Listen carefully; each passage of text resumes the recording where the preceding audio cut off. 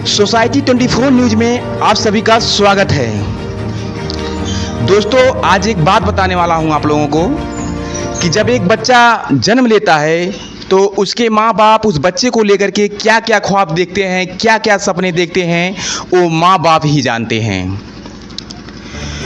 जब बच्चा बचपन से बड़ा होने लगता है, धीरे धीरे बड़ा होने लगता है, तो माँ बाप किसी स्कूल में दाखिला दिलाते हैं और वो बच्चा पढ़ता है। पढ़ते पढ़ते जब हायर एजुकेशन में भी चला जाता है तो उस बच्चे को माँ बाप मेहनत मजदूरी करके उस बच्चे को बड़े बड़े शहरों में, दिल्ली, गोरखपुर, कोटा, इलाहाबाद जैसे शहरों में भेज करके मेहनत मजदूरी करके दिन रात एक करके उस बच्चे को शिक्षा दिलवाते हैं। बीटेक करवाते हैं, एमटेक करवाते हैं, बीटीसी करवाते हैं, बीएड करवाते हैं। तमाम ऐसी डिग्रियां हैं जो हासिल करवाते हैं मेहनत करके।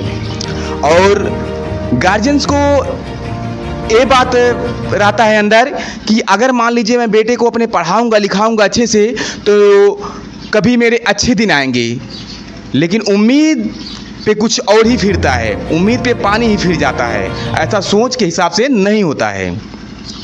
जब बच्चा पढ़ लिख करके बीटेक एमटेक करके कंप्लीट करके और माँ बाप उसको फ़ोन करते हैं बच्चे को, बेटा क्या हुआ, कोई नौकरी मिली या नहीं मिली, या कब मिलेगा, कैसे होगा, तुम्हारे घर पे बहुत खर्च हैं, किसी का शादी करना है, भाई को पढ़ाना है, बहन की शादी करना है, तमाम ऐसी समस्याएं आती हैं।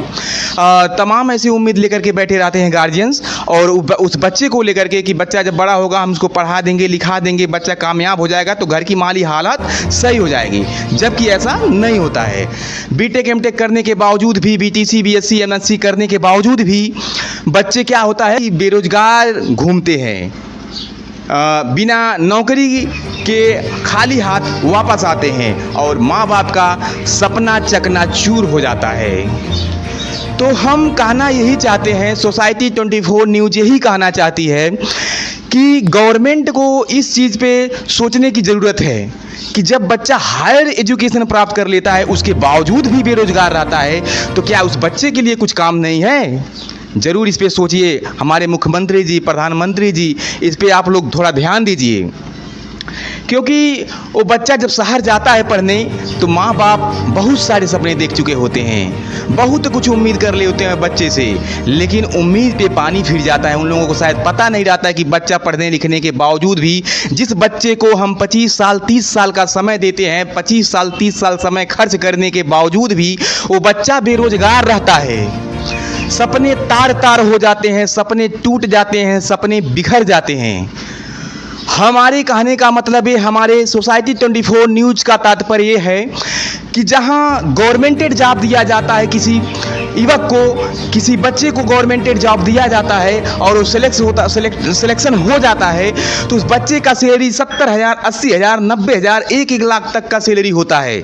और वहीं जो बेरोजगार बच्चा होता है, BTech MTech MSc BSc BEd BTC करके वापस लौटता है, उसे 1 रुपये भी पता नहीं होता है। और मार्केट में सबके लिए सामान एक ही मूल्य पे अवेलेबल होते हैं।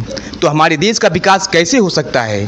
प्रधानमंत्री जी, मुख्यमंत्री जी, इस बात को क्यों नहीं आप लोग सोचते हैं कि जब बच्चा 25 साल 30 साल तक पढ़ता है, घर का जो होता है मेहनत मजदूरी करके उसका गार्जियन सब कुछ लगा देता है, उसके पीछे बर्बाद हो जाता है और बच्चा बाद में नाकामयाब भी हो जाता है, तो आप लोग उस पर क्यों नहीं सोचते हैं, क्यों नहीं मंथन करते हैं? ऐसा कोई कानून क्यों नहीं लाते हैं कि जिससे बच्चे इस लाइन पे ना पहुंचे, बच्चे हमेशा रोजगार पाएं, चाहे 15,000 का ही नौकरी पाएं लेकिन पाएं, 20,000 का नौकरी पाएं लेकिन पाएं, 10,000 का पाएं लेकिन पाएं, बेरोजगार ना रहें, ताकि ये लगे कि हमने पढ़ा लिखा और हमने लड़के को 20 साल 25 साल की पढ़ाई करवाई, मेहनत मजदूरी लगाई, तो आज मेरा बच्चा कामयाब है। सोचो, अगर हम मेहनत करते जाएं और हमें फल ना मिले तो हमें कैसा महसूस होगा?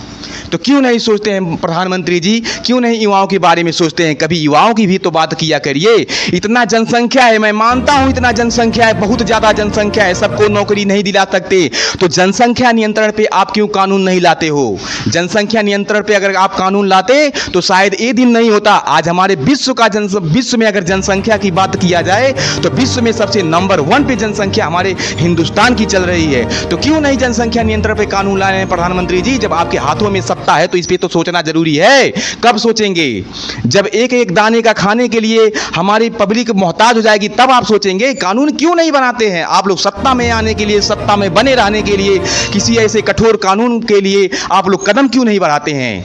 तो हमारा प्रधानमंत्री जी से, मुख्यमंत्री जी से आग्रह करता हूं और निवेदन करता हूं कि आप लोग कठोर से कठोर कानून बनाएं जनसंख्या नियंत्रण पे, और युवाओं के लिए सोचें, युवाओं को रोजगार दें। हमारे युवा जो भटक रहे हैं उनके लिए कुछ तो कुछ कानून बनाइए। अगर जनसंख्या इसी तरह से बढ़ती रही, जनसंख्या इसी तरह से चलता रहा, तो हमारे देश का क्या होगा? आप लोग खुद जान सकते हैं, हर कोई जान सकता है कि क्या होने वाला है हमारे हिंदुस्तान में। सोसाइटी 24 न्यूज हमेशा युवाओं का और असहायों का, बुजुर्गों का आवाज़ उठाता रहेगा। तब तक के लिए जय हिंद, वंदे मातरम।